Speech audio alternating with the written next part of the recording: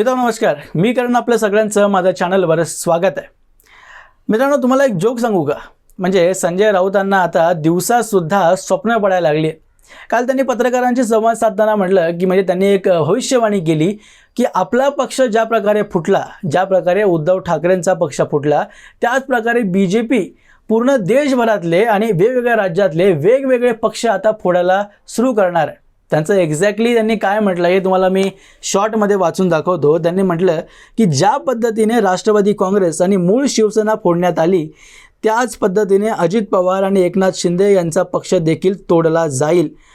पक्ष तोडण्याचा त्यांना म्हणजे BJPला चटक लागलेली आहे. देशभरात देखील असेच होणार आहे. पक्ष तोडण्याचे रक्त त्यांच्या जिभेला लागलेले आहे. जोपर्यंत ती चटक आहे तोपर्यंत हे फोडाफोडीचे राजकारण चालू राहणार आहे.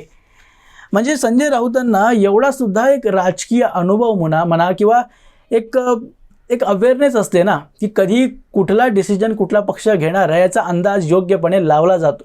तशा प्रकारची एक बुद्धी म्हणा किंवा अवेअरनेस म्हणा संजय राऊतांना बिलकुल नाही आहे, हेच या वक्तव्यातून दिसतं. म्हणजे नितीश राजपूत आणि चंद्रबाबू नायडूपर्यंत हे लगेच पोचले की त्यांचा पक्षसुद्धा BJP फोडणार. तसं ठीक आहे, संजय राऊतांना वाटतंय तर, पण मी त्यांना सांगू इच्छितो की TDP म्हणजे जी त्यांची तेलुगू देसम पार्टी चंद्रबाबू नायडूंचा पक्ष आहे, त्यांनी जेव्हा NDAतून बाहेर गेला आहे तेव्हा तो म्हणजे राष्ट्रीय पटलाच्या राजकारणावरून तर गेलाच आहे, पण आपल्या राज्यात म्हणजे आंध्र प्रदेशमध्ये सुद्धा राजकीय त्याला नुकसान सहन करावं लागलं आहे.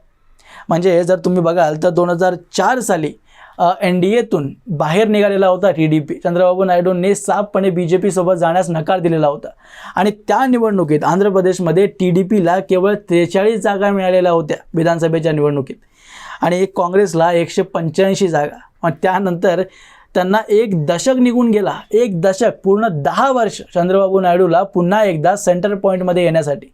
जेव्हा नरेंद्र मोदी यांना पंतप्रधान या पदासाठी म्हणजे निवडणुकीसाठी कॅन्डिडेट BJPने घोषित केलं, त्यानंतर TDP NDAमध्ये सामील झाली आणि त्यानंतर जेव्हा आंध्र प्रदेशमध्ये निवडणुका झाल्या, त्या निवडणुकीत TDPला 92 जागा मिळाल्या आणि त्यानंतर 2018मध्ये परत एकदा चंद्रबाबू नायडू यांनी NDAतून बाहेर जाण्याचा निर्णय घेतला आणि परत तीच हालत त्यांच्यासोबत झाली. 2018च्या निवडणुकीत जे TDPला केवळ 23 जागा मिळाल्या आणि YSRP जगनमोहनची पार्टीला 191 जागा आणि त्यानंतर 2024च्या निवडणुकीत परत एकदा चंद्रबाबू नायडू पुन्हा एकदा NDAमध्ये परतले आणि परत त्यांची सरकार संपूर्ण बहुमतानं म्हणजे प्रचंड बहुमतानं आंध्र प्रदेशमध्ये आलेली आहे. म्हणजे आपल्याला डेटा सांगतोय की चंद्रबाबू नायडू जेव्हा NDAमध्ये राहिले तेव्हा ते राष्ट्रीय आणि त्यांच्या राज्यात दोन्ही प्रकारे राजकारणात अग्रस्थानी म्हणजे एकदम प्राईम पोझिशनवर राहिलेले आहेत. आणि जेव्हा त्यांनी NDA सोडला तेव्हा त्यांची परिस्थिती ही अत्यंत वाईट झालेली. आणि दुसऱ्या बाजूला नितीश कुमार यांची परिस्थिती सुद्धा काही वेगळी नाही आहे, कारण बिहारमध्ये आज नितीश कुमार जे मुख्यमंत्री बनलेले आहेत ते केवळ आणि केवळ BJP यांच्या मेहरबानीमुळे. कारण कसं आहे की जास्त आमदार हे BJPचे आणि जास्त आमदार असून सुद्धा आपल्या आमदारांना आपल्या नेत्यांना नाराज करून नितीश कुमार यांना मुख्यमंत्री BJPने केलेलं आहे आणि हे नितीश कुमार यांना अत्यंत चांगल्या प्रकारे माहिती.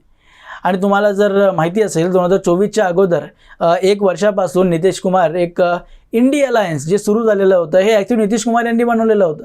जेव्हा त्यांना कळालं की ह्याचं काही भविष्य नाही आहे तेव्हा ते पुन्हा एकदा NDAमध्ये सामील झाले, कारण त्यांच्या पक्षातील अनेक खासदारांनी आणि अनेक नेत्यांनी त्यांच्यावर प्रेशर टाकलेलं होतं की जर नरेंद्र मोदीचा चेहरा आपल्या बाजूने नसला तर लोकसभेत आपला सुपडा साफ होऊ शकतो.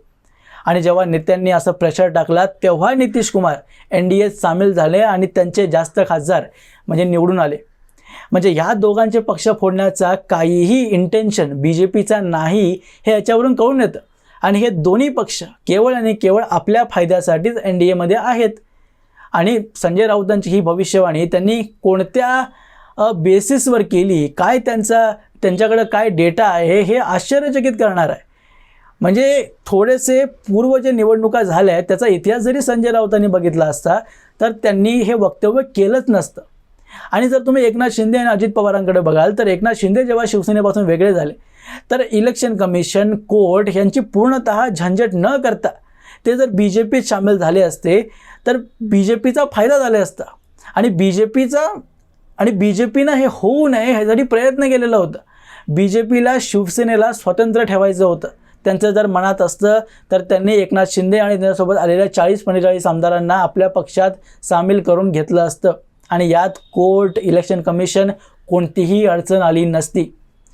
स्वतंत्र शिवसेना असावी हेच देवेंद्र फडणवीस यांच्या मनात होतं आणि त्यासाठी त्यांनी कोर्ट, इलेक्शन कमिशन या सगळ्यांच्या पायऱ्या झिजवल्या आणि शिवसेनेला स्वतंत्र पक्ष म्हणून त्यांना एक स्वतंत्रता मिळवून दिली.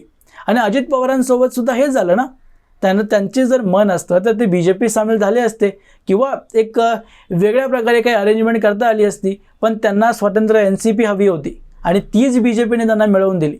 कसं आहे की पक्ष जर खायचे असते तर BJPने खूप आधीच अनेक पक्ष खाल्ले असते. पण BJPचा हा कल्चर नाही आहे, कधीच नाही. कधीही त्यांनी जे काही गठबंधन आजपर्यंत तोडलेत BJPने ते प्री अलायन्स होते.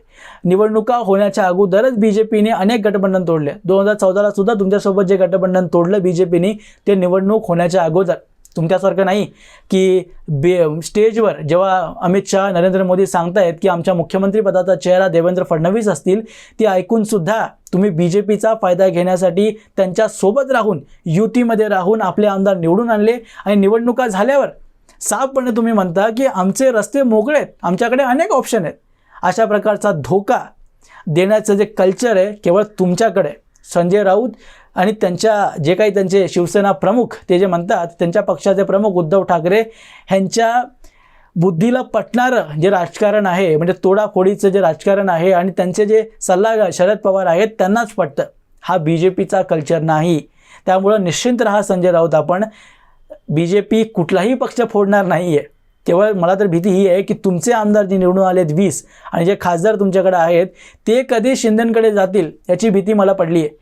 कारण ह्याची चिंता तुम्हाला सुद्धा केली पाहिजे. कारण महानगरपालिकेत जर तुमचा सुपडा साफ परत झाला तर मग हा तुमचा शेवट असेल असं म्हणावं लागेल.